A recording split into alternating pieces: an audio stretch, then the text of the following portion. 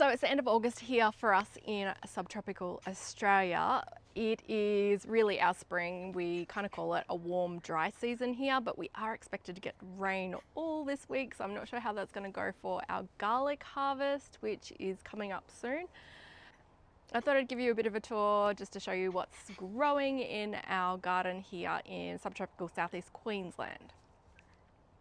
If you're new here, I'm Nikki and I'm on a mission to grow as much food as I can on a regular suburban block. So we have around 13 raised garden beds with a mix of metal beds and a mix of wicking beds. We also used to have an aquaponic system which we're hoping to get up and running again in the next couple of months.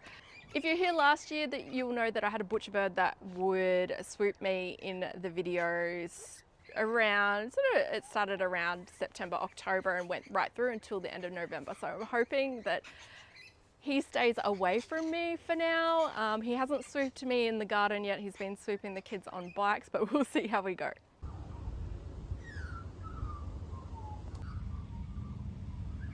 So I'll show you the back garden here. This is all wicking beds because we've got some neighbouring trees that got into the raised beds that we used to have out here and leached all nutrients and water. It was just impossible to grow anything. So we've slowly converted everything to wicking beds. We've got 3 here using these IBC bulk storage, liquid storage containers, and we've also converted some of our old timber raised beds into wicking beds using some pond liner.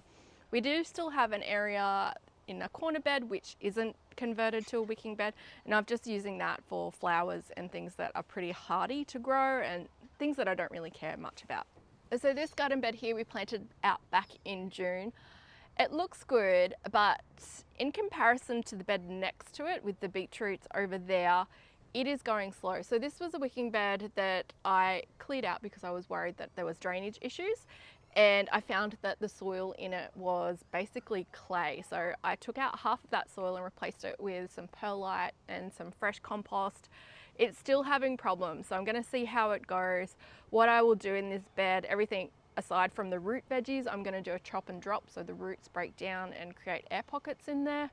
And I'm going to see how it goes over summer. I'll probably do some really heavy feeding, so things that need a lot of water over the summer months, and just see how it goes, things that can handle having a bit of wet feet.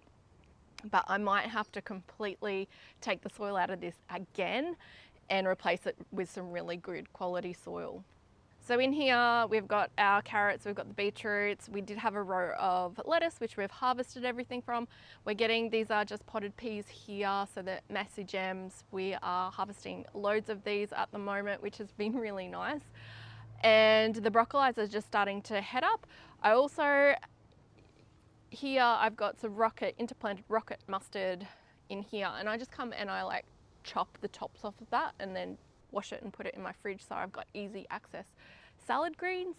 And I just come and grab kale and Swiss chard when I need it. This garden bed right next to the one that we planted out in June, I had planted some onions probably around April I think it was, and I interplanted with beetroots, and you can see here the difference of the ones that we planted a month later compared to those ones. The onions aren't doing the greatest, they're falling over. We are having a black aphid issue, which I'll show you in a minute in the garlic. And I did have this tomato self-seed. I was going to pull it out, but I thought, oh, I'll just let it go. What I'm doing is I'm training it up against the trellis here, so I'm just making it kind of flat like an espalier. This wicking bed's doing really well. I'm really happy with this one. This was one of the first ones that we ever built. In the reservoir we used the ag pipe, whereas the other ones we've been using black plastic crates, so I'm wondering if that's the difference between the beds. But yeah, it's been really, really great, especially over summer when I don't want to be out watering non-stop. So this is one of our garlic beds, and this isn't a wicking bed. This was the first sort of crop we planted in this bed when we set it up. It seems to be doing all right, like the garlic looks really healthy. We did have a problem with black aphids, and what I did was I made up a spray, a homemade eco oil, which is just 500 mils of water, a tablespoon of oil, any cooking oil. I used olive oil, I think, and a tablespoon of dishwashing liquid, and I just completely sprayed it in the afternoon, and then the next morning I came and I jetted it with my hose, and I think it's got them pretty much under control. There's a few odd ones here and there, but generally it's okay. I've never had the black aphids on garlic before. I have had them on spring onions, and they kind of wiped out all of the spring onions if you don't get control of them pretty quickly.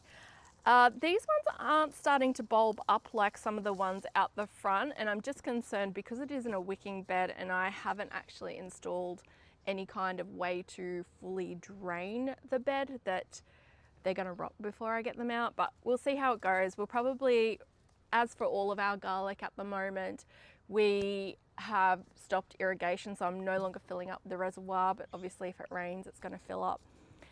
And yeah, we're just kind of waiting. So with harvest of the garlic for this particular variety, which is a Glen Large, I usually wait for half of the leaves to die off. So these ones are actually quite big this year. I think we've got about, each leaf is a clove, so I think we're looking at around 12 cloves per plant. And so we'll wait for about 6 of the leaves to fully die back, and then we'll harvest them out. So I know a lot of people go, oh, wait until November, but that's not the case with this subtropical variety. It's around 5.5 to 6 months of growth. It's not the 9 months like some of your typical varieties. So this is one of the other garlics that we did in the veg pod, which is essentially a wicking bed as well.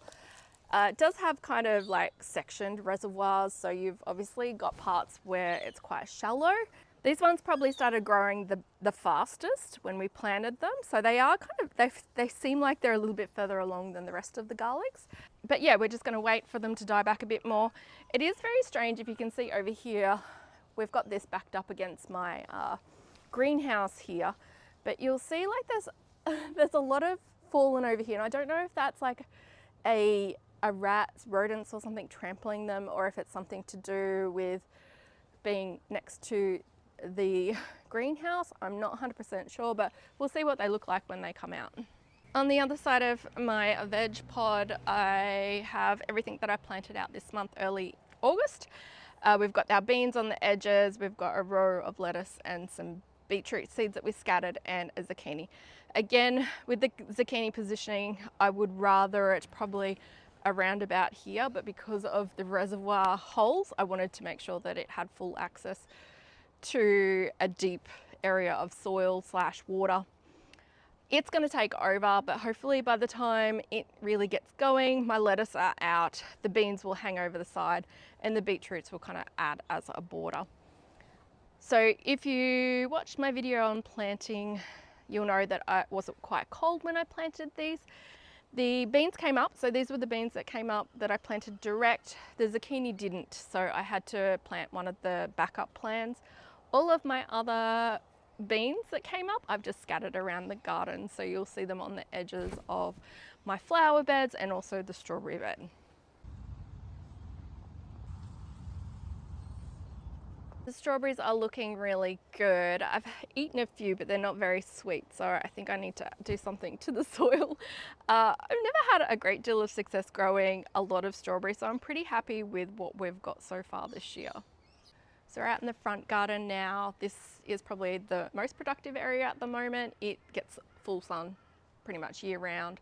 So we've pulled out all of our tomatoes. So we had only 4 San Marzano tomato plants this year because we had the problem with those cockroaches eating all of the seedlings, just like nipping off the tops and eating their roots. I probably only got around about 5 kilos of tomatoes, and it's probably more my fault because I didn't trellis them very well, and so we had a lot of caterpillar damage, and then the fruit flies came really early, so they started taking them out. I made some tomato onion relish, and I did make some roasted passata this year, but I didn't get very much out of like 3 kilos of tomatoes. I only got around about maybe a litre. So next year I'm not going to waste time making passata. I'm going to probably do more relishes and chutneys and probably salsas instead. So the potatoes are looking fantastic. These ones I planted beginning of July, the ones that you can see here. These 2 here I've just planted, so middle of August. Using one of your comments, I've done 4 inches of soil. I've wrapped the potato seed in a comfrey leaf and I'm just covering it up with mulch on top. So I'm excited to see this method, see if this works, because one of the things that I don't love about growing potatoes is that you need, if you do it in these pots and containers, you need a lot of potting mix or compost to do so. And it's kind of like with tomatoes, you can't really grow tomatoes, capsicums, or potatoes in that soil again for like 4 years unless you want to build up of disease. So it's kind of a good way if I can get away with only filling half up with soil. The top potatoes have sprouted in the potato tower. The other 2 levels, I can't see any action yet, but that's not to say they're not growing. I don't know if they're going to grow up or out. We will see. Might be a big waste of all of my precious compost. This bed here was where we had the tomatoes. I've just put some compost on here because I'm prepping this bed for planting for September. I do still have a couple of broccolis on the go, and I put in some Madagascar climbing beans. I was doing some germination testing of the Madagascar climbing beans and I had 100% success rate. So I thought, oh, I'll chuck them where I'm going to have the trellis. And I've put them all in, and only out of 10, only 1 has survived. They've all been eaten by those cockroaches. So I probably want to get a chicken in here to scratch around and kill all of those, at least drop the population of those bugs down, because this bed is really bad for getting any seedlings to grow at the moment. And now that it has warmed up, they're going to be at it again. This is the bed that I planted in March, and I had to replant this so many times because of those cockroaches. This is essentially just one of those broccoli, Diciccio broccolis, and we are harvesting from it still. Lots of the side shoots, they are so amazing. I just come out and I can pick a whole big bucket full of them. We've also got the last of our sugar snap peas here, and there's a couple of lettuces still going to seed, so I'm waiting on those. Once this broccoli is finished, I'll be turning this bed over. So this is one of the 2 beds I planted out in May because I was so behind with April plantings because of those cockroaches. I did 2 beds. So we've gotten heaps of kohlrabi out of here, heaps of lettuce. I've got this freckled lettuce going to seed because I need to collect more seed for that one. I've got the Swiss chard and the kale. Now the Swiss chard, I did have a mite issue already. It's one of the reasons why I find it really hard to grow Swiss chard. Usually around now, so from August right through to October, we have a mite problem. It comes in when it's dry and it's warm. So I did, when I sprayed the aphids out the back, I did spray this one as well to get it under control, but I will probably sprinkle it again with diatomaceous earth just to get that under control. You can see the mite damage by the way that the plant looks like it's rusty almost. I get it on beans, I get it on Swiss chard, I get it on tomatoes. So if you've ever had tomatoes that look like they've got sort of like a cracked skin, that's a mite. So you can use an eco oil, you can use diatomaceous earth, but you need to get on top of it, and you'll find that where you're seeing the damage, the mites have already moved on from there. So basically just go for the new growth and you should get it under control. So this is one of our other larger beds that we planted out in May as well. This kale is actually probably 2 years old. I use it as my sacrificial kale. You can see it's got quite a bit of damage here from caterpillars. I did spray everything with some Nature's Way dipple because I have some cauliflowers that I might, fingers crossed, get. We've also harvested some kohlrabi out of here, loads of carrots and a couple of beetroots, and also the radish that I scattered in there thinking the seeds were gone. I've got a couple of those so far, which I'm surprised at because they're so densely planted. Now this is one of the garlics that I can tell are really good. If you look back at my garlic planting video back in March, this was the bed that I planted out super close together, but I can see bulbs already forming. I've turned off irrigation to this, it's drying out really nicely. So I'm really happy that these did so well, very intensely planted, because I think I probably will do that next year. These ones haven't had the aphid issue, but I do have a dill going to seed in here, so I'm not sure if that's helping. I find that coriander and dill are really good for attracting beneficial insects, so it might be helping in that respect. Garlic bed is one that was the one that I planted the furthest apart. I haven't been overly happy with the way that this garlic bed has grown, but that's not to say that they're not any good. They might be focusing on really big bulbs. So we will see in the next 6 weeks or so when we pull these guys out. Might be only, depending on the rain, it may only be like three weeks before we pull them out. But yeah, it'll be interesting to see what these ones will do. These ones were planted about 15 centimeters apart. The bed that I planted out back in July is looking really good. I've harvested loads out of here. It may not look like it has had much taken out of it, but I've probably taken 1, 2, 3, 4, 5, 6, about 7 lettuces out of here. Decent sized ones too, not just outer leaves. I've also harvested loads of the tatsoi, so just snipping off these little leaves on the outside. I did thin them out. I'd had a couple of plants, like here there's still probably 2 plants in that one position, but there were loads more and I thinned those out. I also thinned out the carrots, the radish that I resowed from carrots that didn't germinate, popping up, and I also thinned out the beetroot, so there's just 9 in there and there's supposed to be 16 carrots, but I don't think there's that many with what didn't germinate. The fennel is looking really good. The lettuces have been really great here. I did resow some lettuce, so just put some more in that spot. I probably should have topped that up with a bit more nutrients, but I might just put some slow release fertilizer on that. And the snow peas are looking really good. So they haven't quite reached the top of the tomato tower. These ones are the Oregon sugar. They don't get super tall, so that was the whole plan, but they are looking really, really good. So you can't really see much in this bed because I've got it covered, but fruit flies are here. If you're in southeast Queensland and it's getting temperatures above 21 degrees, you will better start netting all your fruit. So I've just got in here a cherry tomato. These are honeybees.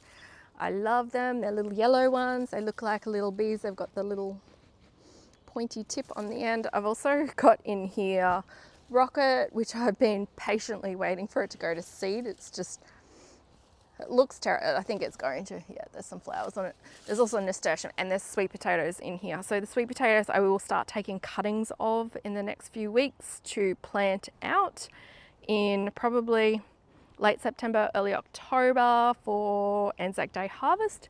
So I take lots of little cuttings, put them in a cup of water and get roots on them, and that gives me sweet potato plants. The more of those slips I have with roots on them ready to go, the faster I get sweet potatoes. So my fruit salad tree is a little bit confused. It flowered back in March and I've got peaches almost ready to pick because of that. I've popped my flexi garden frame over to put a net over the whole thing, but my problem is now I've got fruit and I've also got flowers, so I'm going to get 2 lots of fruit. So I've put the frame there for now, and what I will do is put a net over the entire thing once these flowers have set fruit, or once the flowers sort of drop off, and we'll see how we go. Because I'll get asked, the flexi garden frame is really good. It actually, this one I think is called a tall one, and I can actually make it to fit on a 2 meter by 1 meter garden bed, or I can do this with it to cover the tree. So once all of this is finished fruiting, I do intend on giving it a brutal cut back so I can keep it within the frame. Like, as you can see, because I wasn't able to trim it because it was flowering back in before it had lost all its leaves, I've let it kind of go and it's not going to fit under my net now. And really, there's no point in growing it if I can't get the fruit. The tree is absolutely loaded, so we're looking forward to those in the next couple of months. We've got the bananas still growing. They'll take a little while. We've got 2 bunches. I'm not sure if you can see over it. Right in the corner over there, there's another bunch. We've had the trees from the park next door cut back, so it's been a little bit more exposed back here, so which is why they look a little bit terrible. But yeah, pretty happy with those. We've also got the coffee beans that I would like to cut back because they were on a bit of a lean because of the way that the park trees were leaning over, so I'll cut those back here in the next couple of weeks. We missed out on the harvest of those because we just got a little bit slack. So we've got a lot of beans there that I'll probably just need to bin. We had the perfect spot for our blueberries when the chicken run was out here. But now we're getting like a lot of sun. So I'm trying to find the perfect spot to put these blueberry pots. I feel like too much sun kind of just cooks them, but we do have a fair bit of fruit happening on these two ones. I did chop back our other two really brutally because I just wasn't happy with the amount of foliage that was growing on them. They're likely not going to fruit this year. They look good for the moment, but yeah, they're not likely going to fruit. So these ones I cut back the year before. So I think that's what I'm going to do, alternate every 2 years and cut back 2 plants because we've got 4 in total. I did get some new citrus trees. When we took down our old chicken run, we did have to euthanize our lemon tree. So I have replaced that. Instead of a lots of lemons, I got a Eureka because I wanted a real lemon. And I got a Tahitian lime and a Cara Cara orange, which I have tried growing in the past and failed miserably. So I'm hoping to get these in the next month or so. I will be picking off all of the flower. The Tahitian lime's loaded with flowers, so I will be picking off all of those. I do want to also get a mandarin tree, and I think that will be with these and our finger lime. I think that will be our citrus for our place, but we'll see. We might need another orange, I think. We'll see how we go. Get another compost bin to add to our collection. It's not in yet. It's just sitting here between where we're going to put the aquaponics. We've kind of laid it all out ready to go, but we are still finalising the layout of that and getting that sorted. Next week I'll be planning out my bed for September. If you want to plan along with me, I do have a bundle of seeds available on my website, which includes 18 packs of seeds, which is everything that I'll be planting in my staple beds for the next 3 months. So anyway, that's a tour of everything that we're doing / growing in our garden here in the subtropics in a late winter, early spring. Thank you so much for watching, and I will see you guys next time.